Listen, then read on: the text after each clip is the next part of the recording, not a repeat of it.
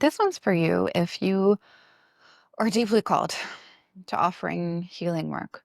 Reiki, maybe you've been trained in a different modality, except that you are now frozen at offering sessions. And I think it's not because you don't care. I think it's because you care so much that you freeze.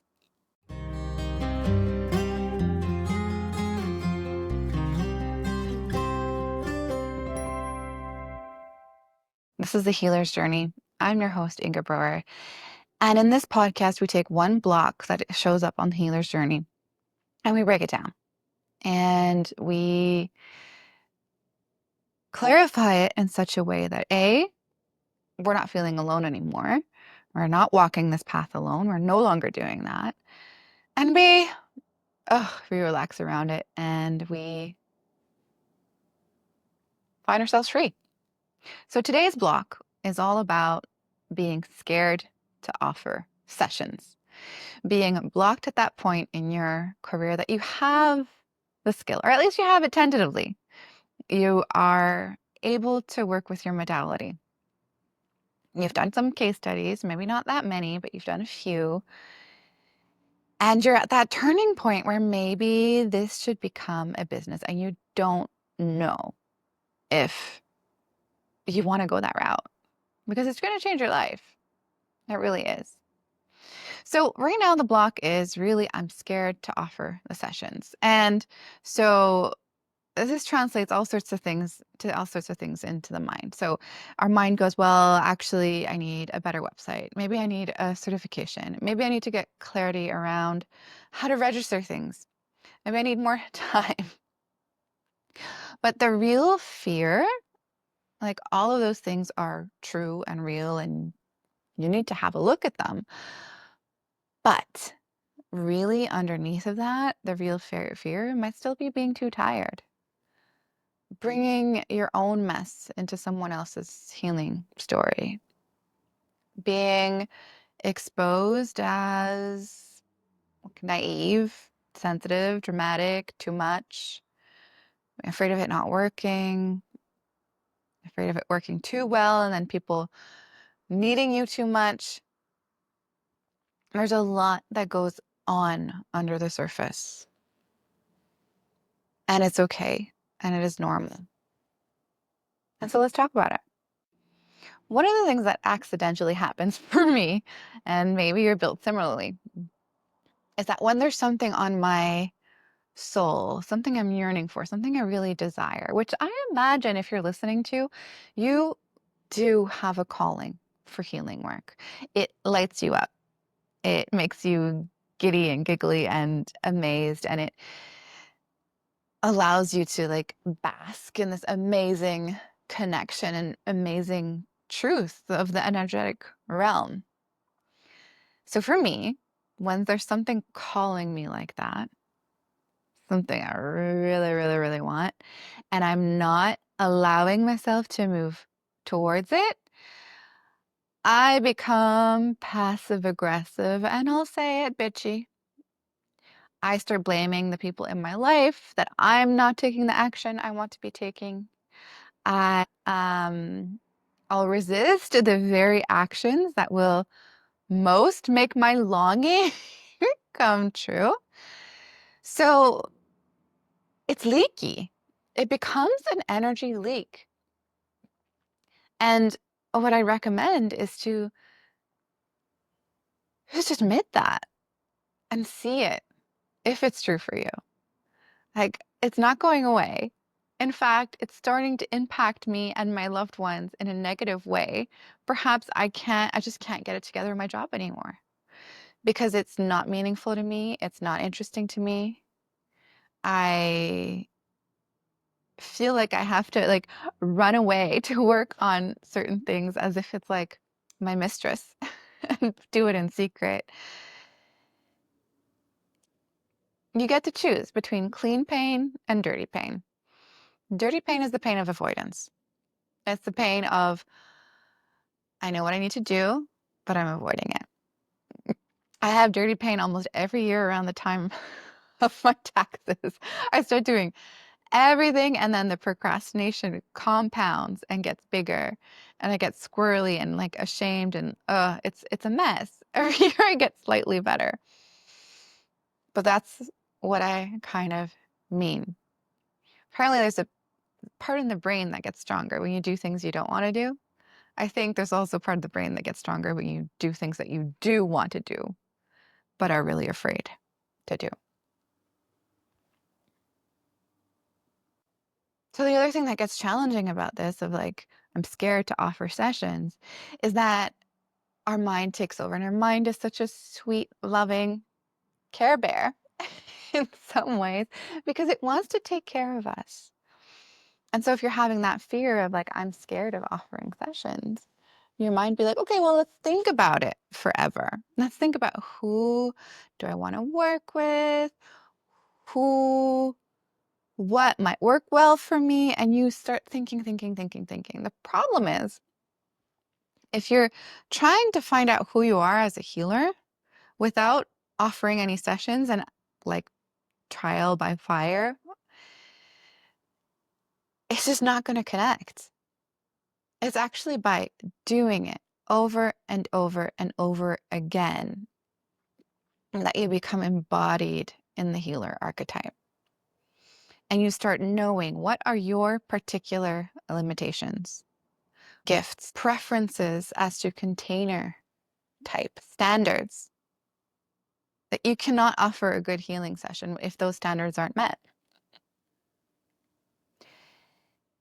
And if you haven't done any sessions yet, like your mind might latch onto those questions and be like, great, I'm going to think about those questions for like 6 years. And then eventually, once I have the answers to these questions, I might let myself do a session or two. The thing is, like, it just doesn't work like that. You go in, you have a working theory. It's your hypothesis. It's what you come from in the beginning. And then you offer a few things.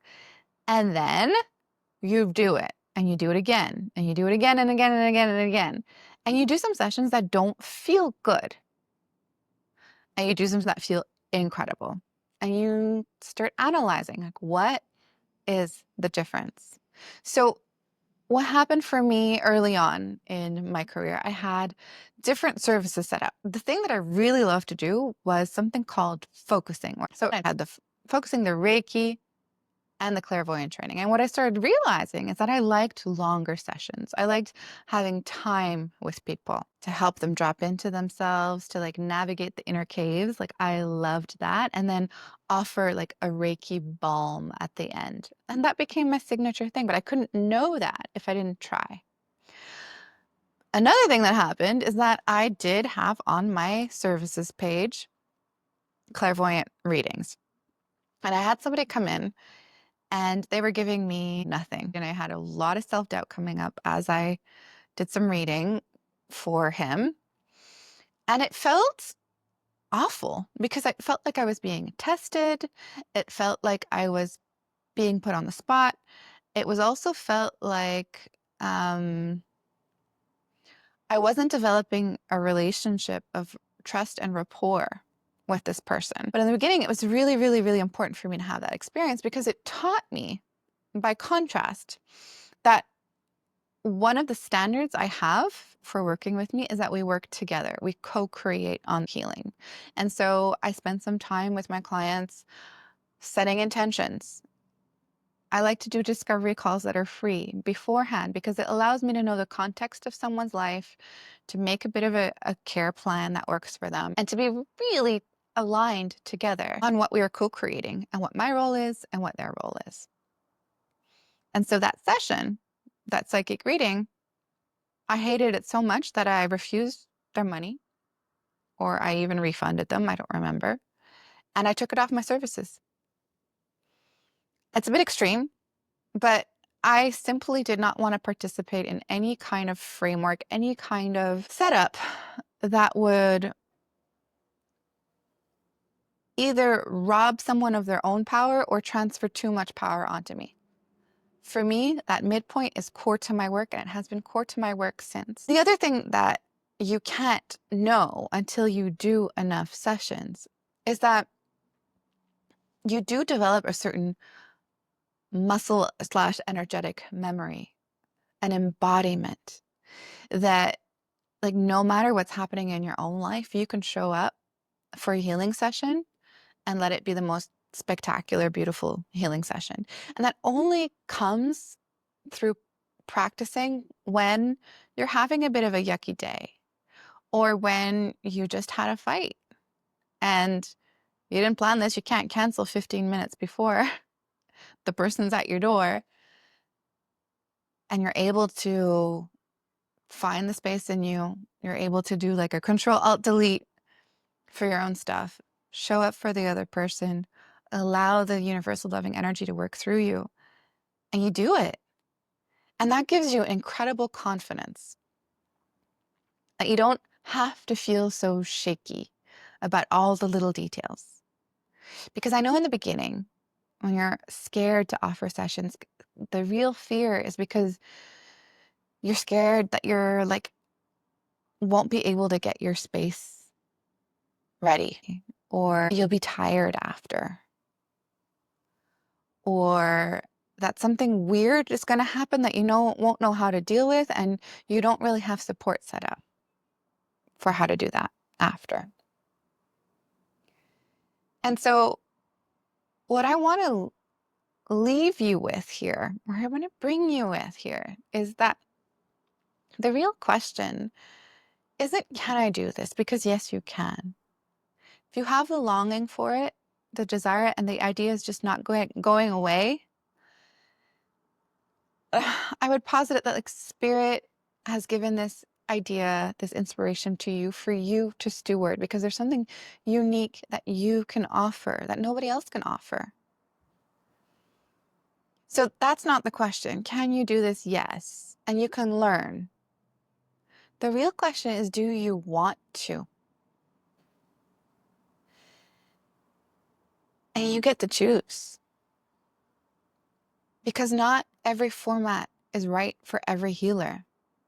You might not want to do one-off sessions, but the idea of doing a 6-month deep dive with someone just lights you on fire, turns you on, makes you want to dance. The idea of trying to find, 10 new clients every week to fill your practice, it fills you with like doom dread. But having, I don't know, like a group program, a group of committed people that are going through, I don't know, a transition, and that you get to support them with energy work and space holding over a period of 4 months, just makes you feel like that's your purpose. That's where you have choices. What you want to do gets to translate into the containers you create. But those containers, you don't know what exists or what you can do or you can offer until you try. So here's our little big sister moment of the day. It's time you get out of your own way. You don't need to figure out the money, the strategy. You don't need to figure out the container before you begin. You just need to get yourself in the arena. You need to start practicing. You need to start practicing finding the words to invite someone for a session. You need to get going around your particular process. And I know you're stuck here. I know you're stuck at, I'm scared to offer sessions, because you really care about doing this right.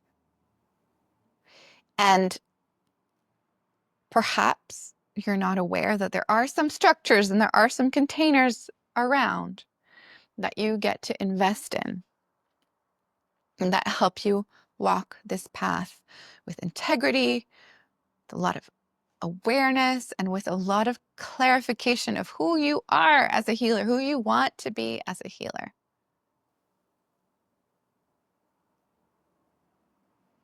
So I know in the Reiki world, it's like, okay, well, here you've done Reiki 1, and maybe you want to get yourself Reiki 2 before you practice, but you can practice. And it's true. Okay, it really is true. I'm not removing that for a second.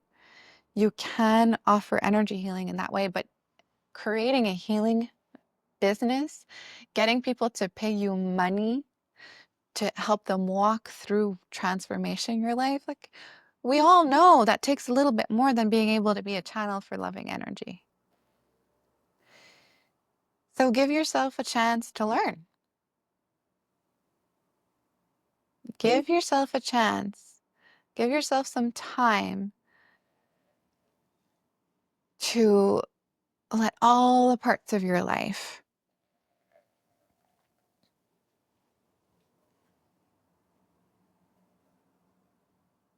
shift and heal so that you can do this in a way that you feel grounded and confident in.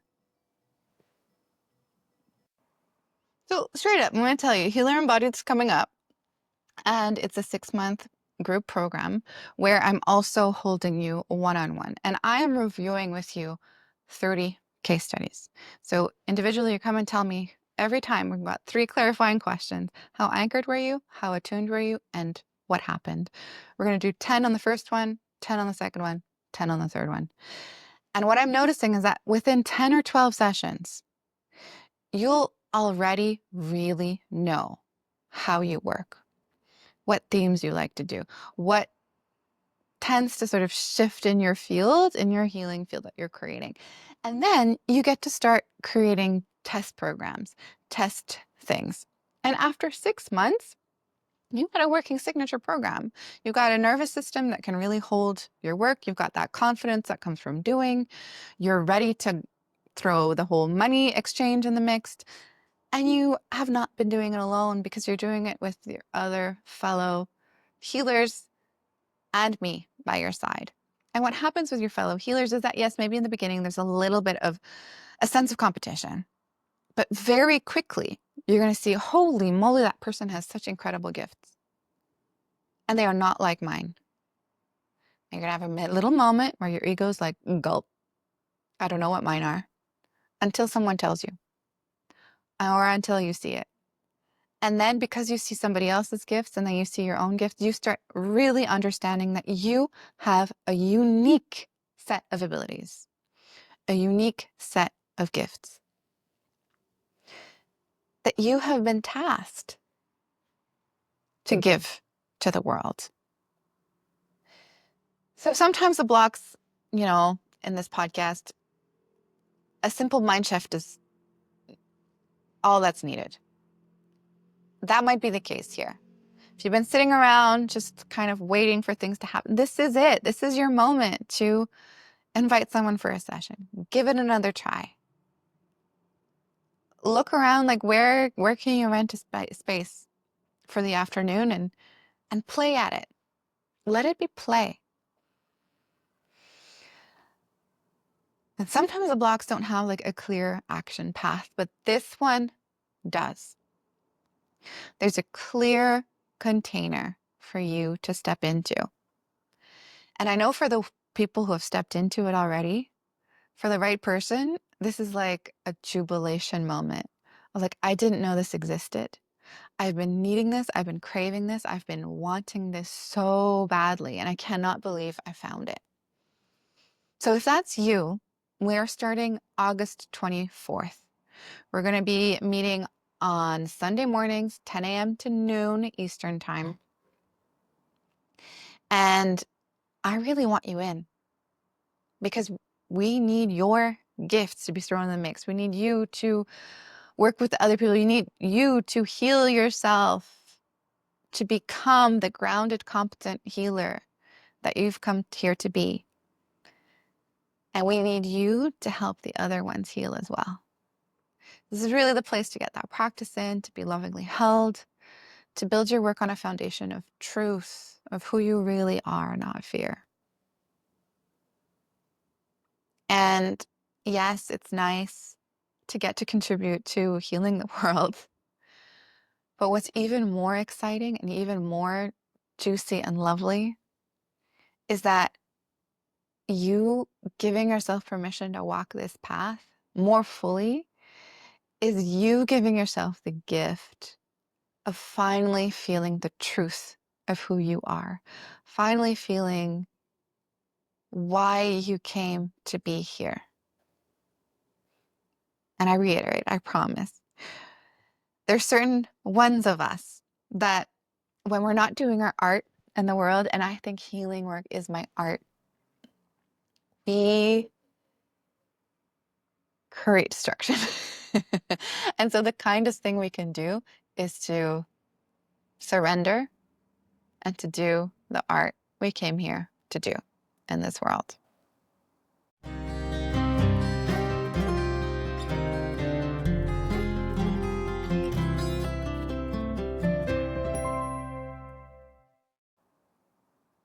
This has been The Healer's Journey.